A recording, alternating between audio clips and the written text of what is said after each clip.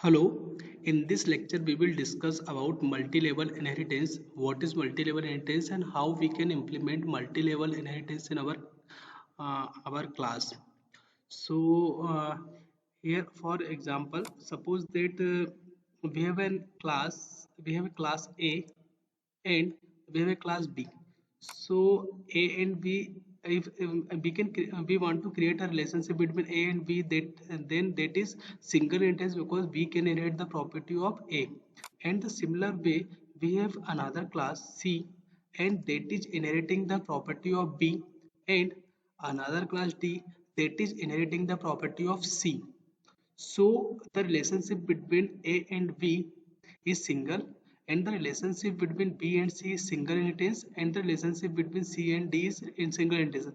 And we can have multiple classes. So if in the easy language, multi-level inheritance uh, is the collection of two or more single level inheritance, because we can see there is a parent of every child class. There is only one parent of every child class, and the parent of parent class is also available, and the child of child class is also available, but the relationship between two classes is single instance. For implementing this, we can use any programming language. Suppose here we are using C++. So for this we need to create hierarchy of the classes. I mean, single, we can have two or more single inheritance. So here we are creating only two single inheritance. For example, we have a class A,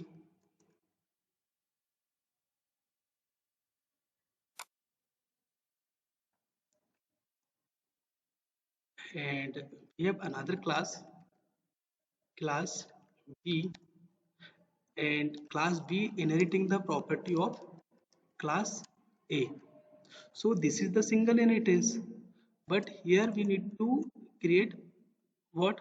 We need to create multi-level inheritance. So as we have seen in the example, the property of class B can be inherited by another class. So here I am creating a class C, and class C is inheriting the property of class B. So now we have two single entities in our program. Class A is the base class of class B, and class B is the base class of class C. So we have two member functions, or we can take any data variable also here. So for example, we are creating a variable A equal to 10, and here I'm creating a variable int b equal to 10, and here I'm creating a variable int c equal to 10. We have three members, data member a b c, and a belong to a, b belong to b, and c belong to c, and all these members are in public area, so we can access them through object from outside the class.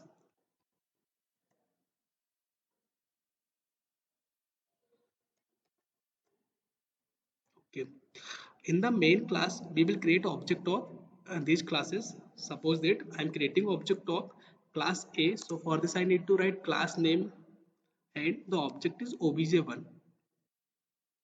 Through obj1, I want to print the value of A. So I will write here obj1 dot A. So now I will run this program.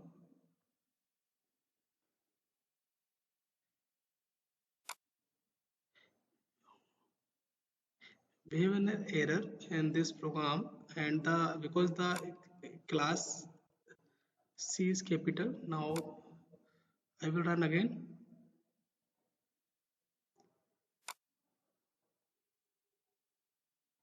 Public, okay, colon would be here.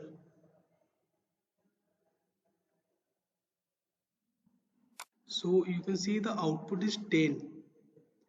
Our program output is 10. So now I will try to print the value of b through object of class A. So I will write here b, And in this case, what will happen? In this case, I'm getting an error. Why I'm getting error? Because we have created object of class A, but class A does not have B data. B variable is belong to class B, not A. And class A has not inherited the properties of class B. Actually, class B has inherited the property of A. So all the member of class A will become the member of class B, not the reverse. So I can only access A through object of class A. Now creating an object of class B through object of class B. Now I want to access A. It will be accessible because all the member of class A will become the member of class B. So I will get 10 as output. So here you can see that I got 10 output. Now I want to access B. So B is also available in class B. So I will get 10 output here also. So let me change the value of these variable 10. C is 30.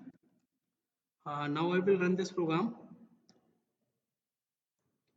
and I'm getting 20 as output because B's value is 20.